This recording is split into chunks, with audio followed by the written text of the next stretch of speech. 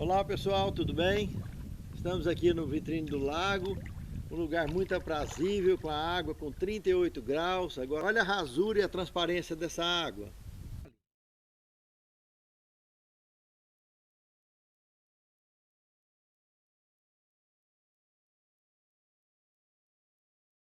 Olha que delícia de água, transparência.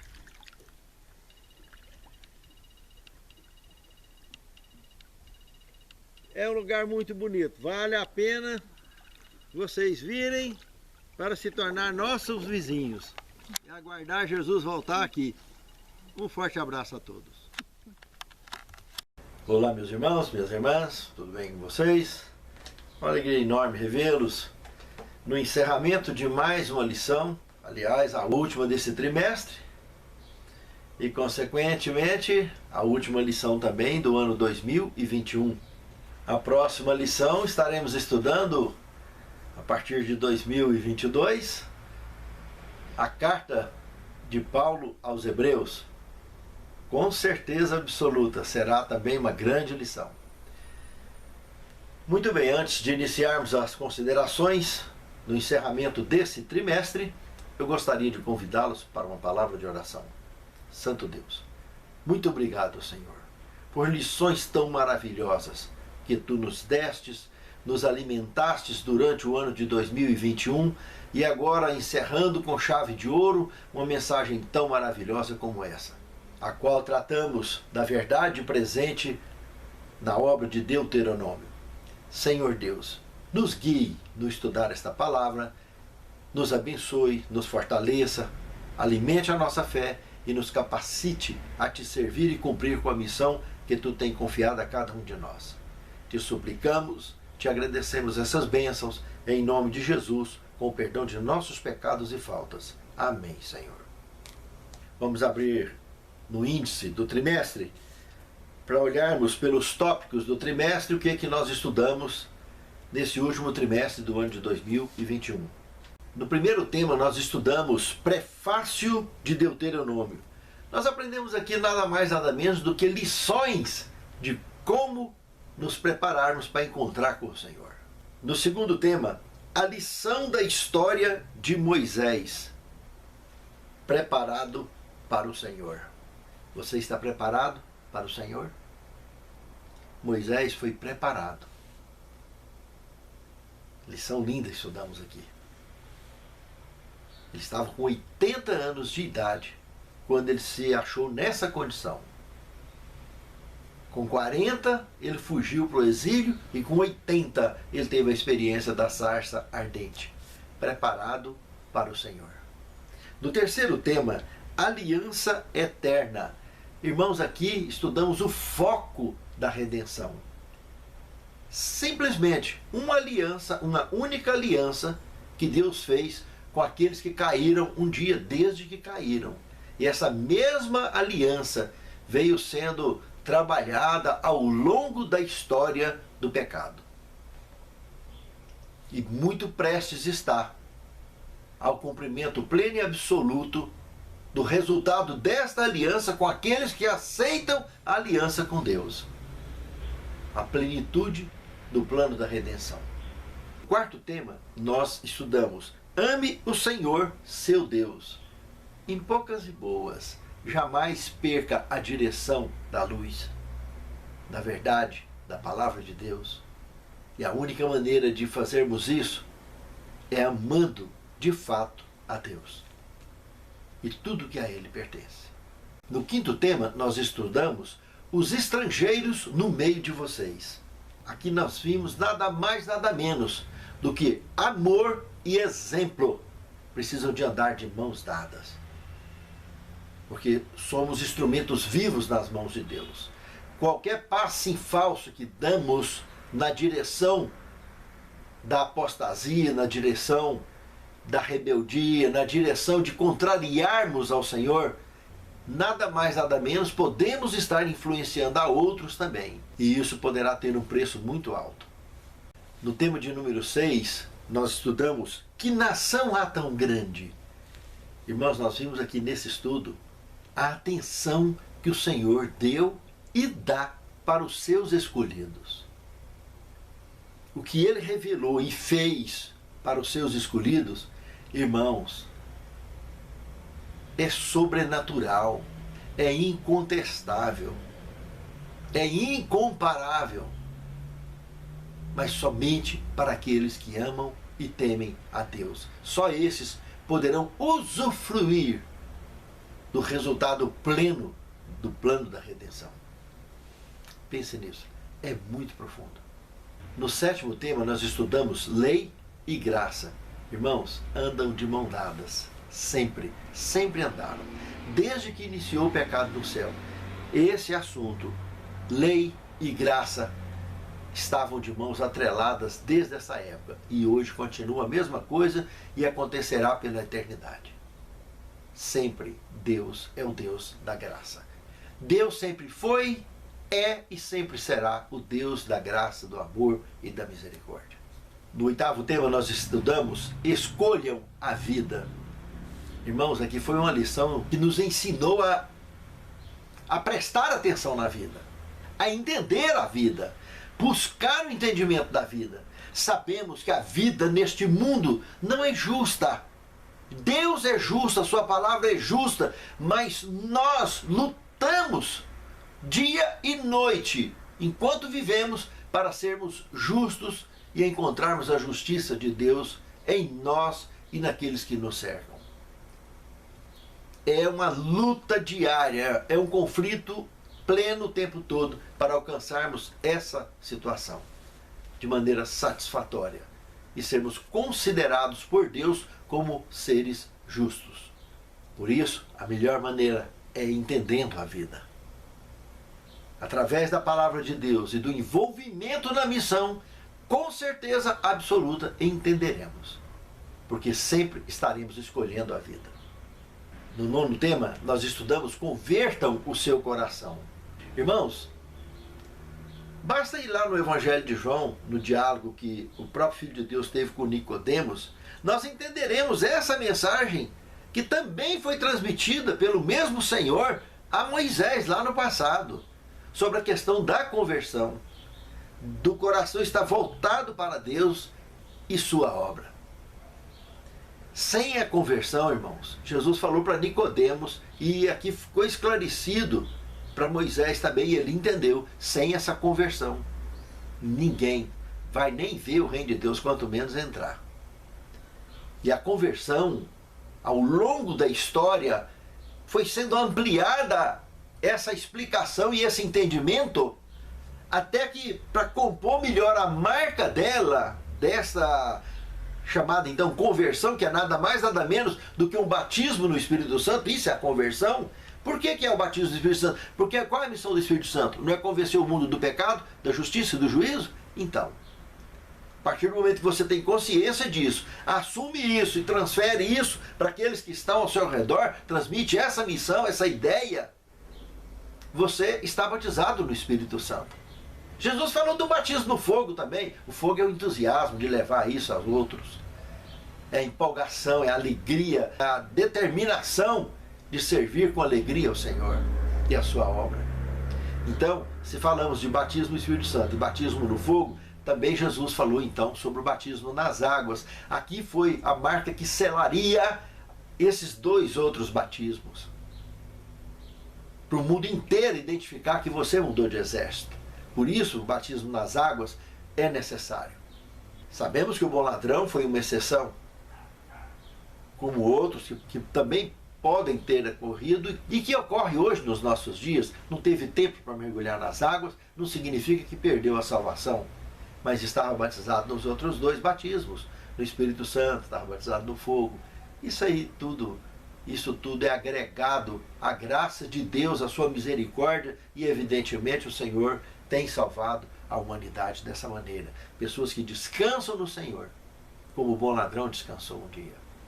Como Nicodemos teve condição e tempo, ele recebeu o batismo nas águas. Assim também nós devemos receber, de ser mergulhado nas águas. Porque o batismo quer dizer sepultura, né? Mergulho. E sepultar sua cabeça não adianta, né? E muito menos então batizar criança que não tem noção do pecado ainda. Agora, batizar quem já tem noção do pecado é diferente. aí tem sentido. Jesus batizou com que idade? 30 anos de idade, no ano 27. Por que ele não batizou quando menino? João Batista já estava realizando batismo há muitos anos, quando Jesus batizou. Pense nisso, amado irmão. Pense nisso, amado irmão. Quando sepultamos um velho homem, sepultamos ele inteiro na água. O velho ser humano foi batizado inteiro, foi sepultado inteiro. Saiu das águas nova criatura. O batismo nas águas foi para mostrar para o mundo que nós mudamos de exército. Na lição de número 10, estudamos: lembrem-se e não se esqueçam. De quê, irmãos? De tudo que nós somos, de tudo que temos, de tudo que nós fomos um dia, de tudo que o Senhor fez por nós até hoje e do que Ele ainda pode fazer por nós. Basta não perdermos a conexão, não vacilarmos. Pense nisso, é muito profundo. Na lição de número 11, nós estudamos Deuteronômio em escritos posteriores. Percebemos que ao longo da história, testemunho vivo dessas palavras aqui de Deuteronômio foram exemplificadas na história, de geração em geração, até com a ênfase que se daria até os nossos dias. E na lição de número 12, o Deuteronômio no Novo Testamento, então autenticou claramente todo esse testemunho vivo com as mais esplêndidas e maiorais lições de vida para mim e para você, que está ali até hoje registrada no Novo Testamento, no Antigo Testamento, para o nosso crescimento na graça do Senhor. E agora estaremos aprofundando no último tema, a ressurreição de Moisés. Coisa linda. Aqui nós temos Judas, verso 9, no Novo Testamento. Contudo, nem mesmo o arcanjo Miguel, quando entrou em conflito com o diabo e discutia a respeito do corpo de Moisés, ousou pronunciar sentença difamatória contra ele.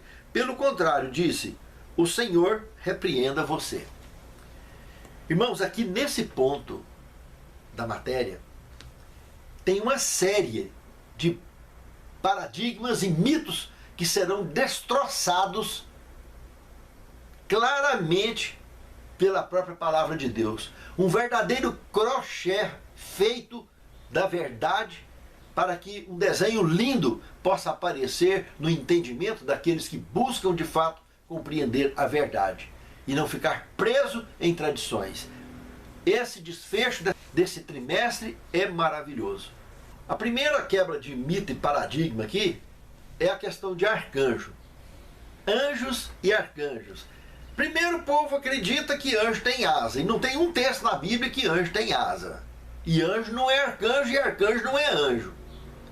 Arcanjo quer dizer príncipe, filho do Altíssimo. E Miguel quer dizer quem é como nosso Deus. É uma pergunta no hebraico. Então sobra para mais alguém? Não existem ordens angélicas de arcanjos no plural. Existe um arcanjo e o nome dele é Miguel. Está aqui na Bíblia Sagrada. Príncipe, filho do Altíssimo. Quem é como nosso Deus? Então esse arcanjo Miguel é o único, ímpar, que existe em todo o universo. É o filho do Deus vivo, que mais tarde recebeu o nome de Yehoshua Mashiach, traduzido para o grego, que não deveria se traduzir, mas foi traduzido como Jesus Cristo. O mesmo significado, Salvador ungido, tanto no hebraico quanto no grego. Que muitas mentiras, muitos enganos serão jogados no chão, apresentando a verdade presente nesse contexto que nós iremos deslindar daqui até os demais temas que encerram esse trimestre. Então esse primeiro mito e paradigma quebra aqui. Vamos quebrar mais alguns no decorrer do estudo. No segundo tema, o pecado de Moisés, parte 1. E em seguida estudaremos a parte 2. Ambos baseado no texto de Números, capítulo 20, verso de 1 a 13. Aqui nós nos deparamos de frente com a cena de Moisés diante do povo de Deus, prestes a arrancar em direção à terra prometida para derrubar os muros e portais de Jericó e poder adentrar então oficialmente para a terra prometida. quando Moisés comete esse pecado.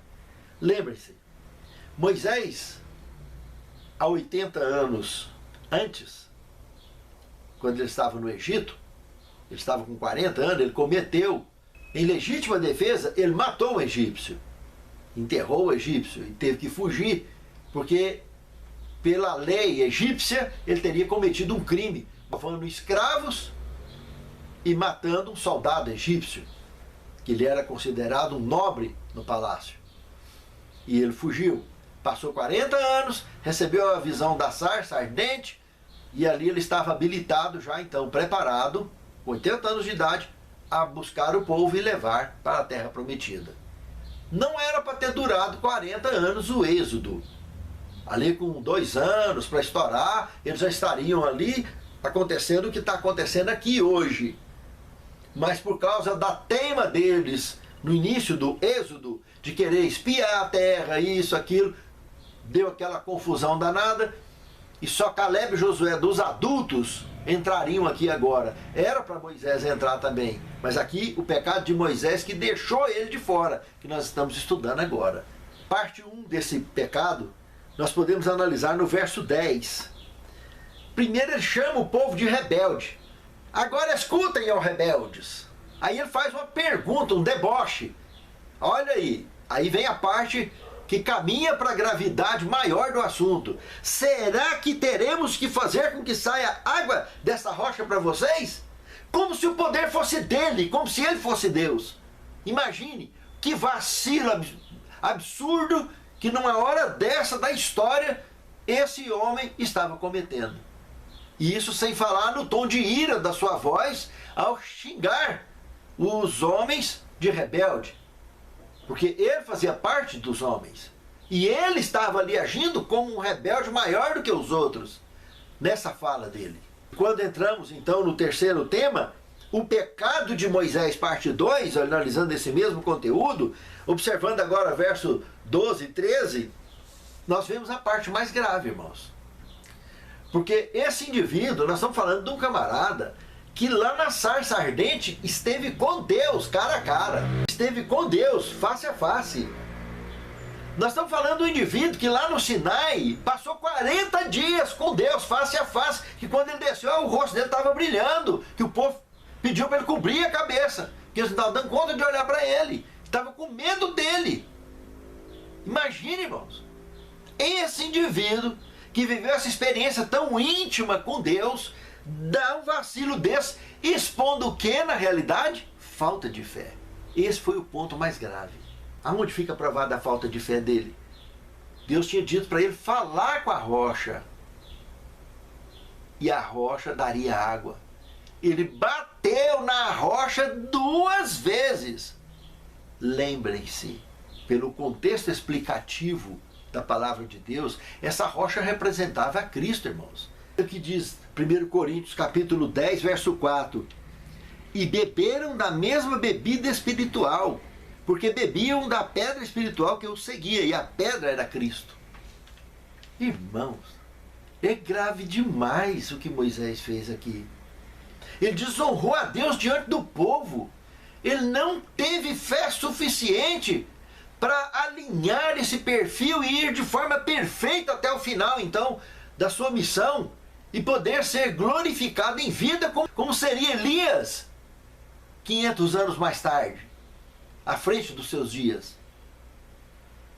Mas não, Moisés cometeu este pecado tão grave de desonrar a Deus dessa maneira, diante de todo Israel, de milhões e milhões de pessoas.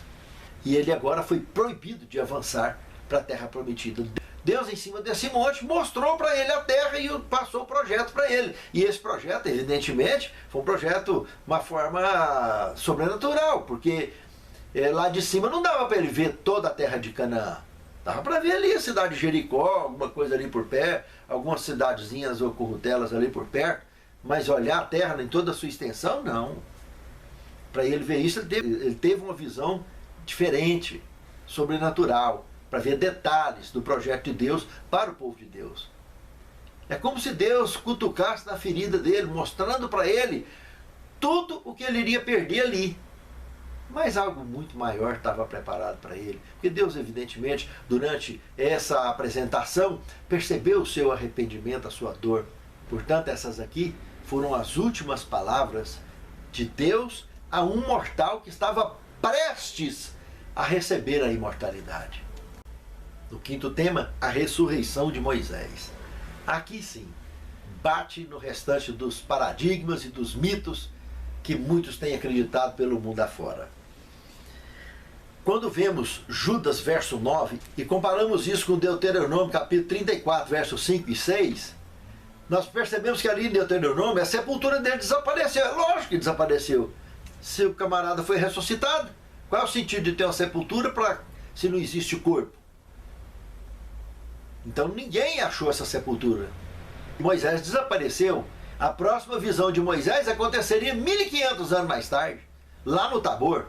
Por isso que aqui em Judas, verso 9, está mostrando a ressurreição dele. E Moisés ressuscitou para receber a vida eterna. Porque aqui nós não estamos falando de um anjo, não. Nós estamos falando do Filho de Deus, o arcanjo Miguel. Na época do Antigo Testamento, aqui em Judas, verso 9, está afirmando que ele disputava com o diabo, que ainda tinha chance de se recuperar. Foi nos dias de Moisés. Por que ele tinha chance? Porque ele não tinha sido expulso ainda, como ele seria na menção que Jesus faz, então, lá no Evangelho de João, no capítulo 12, no verso 31, que ele fala que agora foi julgado o príncipe das trevas deste mundo e ele será expulso deste mundo. Então, irmãos, aqui, há 1500 anos antes, como o texto bíblico apresenta, aqui de Judas, verso 9, quando o arcanjo Miguel foi ressuscitar, ele não discutiu com Satanás, não questionou, não pronunciou sentença contra ele, mas simplesmente recolheu Moisés e levou. Deixou ele dando birra igual o menino. Porque ele deu a vida eterna, restaurou, resgatou. Pela graça de Deus e pelo sangue do Cordeiro profético, que daí a 1500 anos ele viria e pagaria essa conta, e não só essa, mas de toda a raça que caiu um dia. E que quisesse ser salvo e voltar a fazer parte do plano original da criação. Raça pura. E olhando ainda a ressurreição de Moisés, nós podemos aqui citar pelo menos 6 quebras de mitos e tabus seguidos, em cima do contexto que nós temos ali em Lucas capítulo 9, verso 28 ao 36. É a melhor apresentação da transfiguração de Cristo da Bíblia Sagrada. É essa aqui de Lucas. Muito detalhada. Olha as verdades que ficam estabelecidas aqui e quebra todos os mitos e mentiras e enganos que existem por aí afora. O primeiro deles, a ressurreição. Ali aparece quem? Moisés, que morreu e foi ressuscitado. Agora, 1500 anos depois, está ali. Então, prova que existe ressurreição para a vida eterna. Não é a ressurreição de Lázaro aqui. Lázaro ressuscitou para voltar a viver essa vida comum e morreu de novo, sono da morte. Agora, a ressurreição que aconteceu aqui foi para a vida eterna, irmãos. Moisés foi julgado e absolvido. Ele foi perdoado. E a graça de Deus o salvou. A segunda verdade aqui apresentada, a própria redenção. Moisés não estava aqui 1500 anos depois? Como que alguém viveria 1500 anos? Desde que Adão caiu, o que mais viveu foi Matusalém, com 965 anos de idade. Como que aqui Moisés, com 1500 anos de idade, está ali todo tranquilo, vivendo a vida eterna, participando da missão daquela vigília que teve no Tabor. A terceira verdade aqui apresentada, a revelação. Deus chama 3 mortais, daqueles 12 que Jesus havia selecionado. Deus chama 3 para subir ao monte Tabor e participar dessa vigília e ter essa revelação toda. Esses 3 estão representando os justos de todas as épocas e que não abrem mão da verdade por nada. Esses são os Moisés atuais, são os Elias atuais, que sempre estarão atentos, ligados à palavra de Deus, que não vacilam nem para a direita e nem para a esquerda com relação à verdade, mantêm o foco. Não estão presos a tradições, estão presos à verdade, estão amarrados no Senhor, para a honra e a glória de Deus. Então esses três recebem essa revelação toda que nós estamos estudando aqui. A revelação aos mortais. A quarta verdade, a manifestação. Irmãos, ali aparece Jesus se transfigurando diante desses três mortais e descendo para fazer companhia dele nessa transfiguração, Elias e Moisés. E se você analisar no contexto todo aí, do verso 32 ao 36 do capítulo 9, vocês vão perceber uma série de detalhes muito importantes que quebram os demais mitos e mentiras e enganos que existem sobre esse assunto. Vocês vão perceber que uma nuvem brilhante, camuflando evidentemente um sistema de transporte conhecido na Bíblia então como querubim, e esse agora do Senhor, porque Deus estava dentro dessa nuvem, e é de lá que sairia a voz dizendo a Pedro, recolhendo Moisés e Elias, deixando só Jesus com Pedro, Tiago e João, e dizendo a eles: esse é meu filho amado em quem me compraz, a ele ouvi. Quando Pedro teria então sugerido para se fazer 3 tendas, uma para Elias, uma para Moisés e uma para Jesus. E outro detalhe, como que aqueles 3 mortais ali, Pedro, Tiago e João, sabia que era Elias e que era Moisés? Porque viu Jesus chamando eles pelos seus nomes, Elias e Moisés. Por isso foi identificado. Por isso a quinta verdade apresentada aqui é a reação. A reação de Deus quando o ser humano começa a querer perder o sentido. Deus reage. Quando Pedro começa a querer assegurar aqui pessoas que pertenciam ao reino eterno já, Elias e Moisés, imediatamente a nuvem veio e recolheu. Para evitar uma cena pior, porque se Pedro surtasse ali e quisesse agarrar esses indivíduos para segurar, ia ter um problema muito maior, ele poderia ser executado naquele momento, ser fulminado. No entanto, a reação de Deus em vir com a nuvem correndo e recolher os 2, Elias e Moisés, e deixar eles sozinhos e falar o que falou lá de dentro, foi uma reação santa e perfeita. A última verdade aqui apresentada é o querubim, que nós já estamos comentando e tratando disso, que é essa nuvem brilhante, camuflando esse querubim que veio recolher esses 2 indivíduos e foi embora. E a voz do Pai ali dentro. Então aqui, seguramente, mostra a participação do Pai, juntamente com o Filho, e mais 2 companheiros bacanas, Elias e Moisés. A ressurreição dos filhos de Deus, 6º tema. Aqui, irmãos, nessa visão do Tabor que nós tivemos, Elias e Moisés aparecem ali exatamente representando as características do povo de Deus nos dias da vinda de Cristo, agora em nossos dias. Elias representando os que serão arrebatados vivos, como Paulo em 1 Coríntios, capítulo 15, verso 51 ao 53, como também em 1 Tessalonicenses 4, 16 ao 18, ali Paulo, tanto num quanto no outro texto, mostra que isso que é corruptível será revestido pela incorruptibilidade, isso que é mortal será revestido pela imortalidade. E ao soar a trombeta do arcanjo, do Filho do Deus vivo, os mortos em Cristo ressuscitarão primeiro. Então são detalhes muito distintos, aonde Elias veio representando os que serão transladados no piscar e fechar de olhos, serão transformados e transladados ao encontro com o Senhor nos ares. E Moisés vem representando aqueles que serão ressuscitados do pó da terra, aqueles considerados justos, absolvidos. Porque sabemos, pela revelação de 1 Tessalonicenses 4, e eles vão à frente dos que foram transformados e vão ao encontro com o Senhor nos ares. Os que ressuscitou vai primeiro, e os que foram transformados vivos vai logo atrás, ao encontro com o Senhor nos ares. Essa é a ordem da palavra de Deus. Essa é a verdade apresentada na palavra de Deus. Os demais vivos serão fulminados, estarão derretendo debaixo do fogo que esse planeta vai virar quando Jesus chegar. Os justos, tanto ressuscitados quanto transformados, atravessarão no meio dessa fumaça com o Senhor nos ares.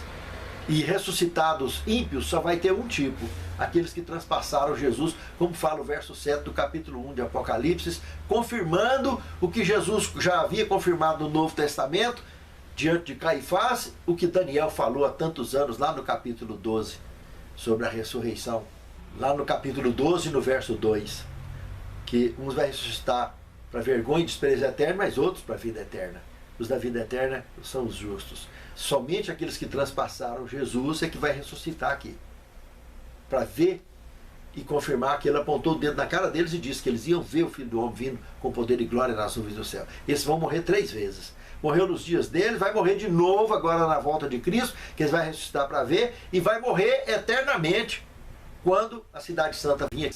Para você conhecer maiores detalhes sobre todas essas verdades, vá ao Escatologia 5 aí no meu canal e estude. E poderemos interagir também pelo WhatsApp e dentro do próprio canal. Esta é a verdade bíblica, irmãos, a respeito da vida, da morte, da ressurreição. E o 7º tema, queda de sinal. Hoje em dia é prático falar sobre queda de sinal, né? A pessoa está viajando na estrada e o sinal da internet vai embora. Você para o carro ali num posto, num lugar qualquer, e quer pegar um sinal, precisa de falar e não tem jeito. Queda de sinal. Moisés teve essa queda de sinal voluntária, né? Aqui no caso é voluntária. Essa conexão não pode vacilar, irmãos, com Deus. Se vacilar, já era. É um problema gravíssimo, porque nós temos uma conexão que custa a nossa vida toda com Deus, desde que conhecemos a Deus. Olha o que nós temos aqui na revelação da pena inspirada, tanto em Patriarcas e Profetas, página 418, como também na página 479. Olha o que temos aqui. Quando exclamaram com raiva, faremos sair água desta rocha? Está lá em Números 20, verso 10. Puseram-se no lugar de Deus, como se o poder estivessem com eles, homens cheios de fragilidade e emoções humanas, cansado da contínua murmuração e rebelião do povo. Moisés perdeu de vista seu auxiliador, todo-poderoso, e sem a força divina, maculou o relato de seus feitos com uma exibição de fraqueza humana. O homem que poderia ter permanecido puro, firme e abnegado até o fim de sua carreira, acabou sendo vencido. Deus foi desonrado perante a congregação de Israel, quando devia ter sido engrandecido e exaltado. No Monte da Transfiguração, Moisés estava presente com Elias, que tinha sido trasladado. Foram enviados como portadores de luz e glória da parte do Pai e de seu Filho. E assim, a oração de Moisés, proferida há tantos séculos, finalmente se cumpriu. Ele estava na boa montanha, dentro da herança de seu povo, dando testemunho daquele em quem se centralizavam todas as promessas de Israel. Essa é a última cena revelada aos olhos mortais na história desse homem tão honrado pelo céu.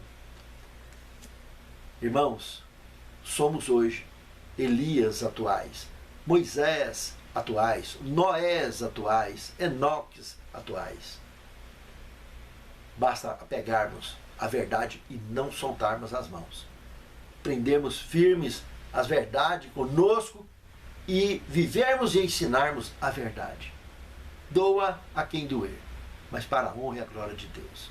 Ó Senhor, encha-nos do teu poder e capacita-nos, Senhor, ao exercício da nossa fé e da apresentação digna da tua palavra, da tua verdade. Prepare-nos para o teu reino, a nós e nossos lares, e que naquele dia sejamos contados entre os salvos, que marcharão para dentro dos portais da Cidade Santa. É o que te suplicamos, agradecidos em nome de Jesus. Amém, Senhor.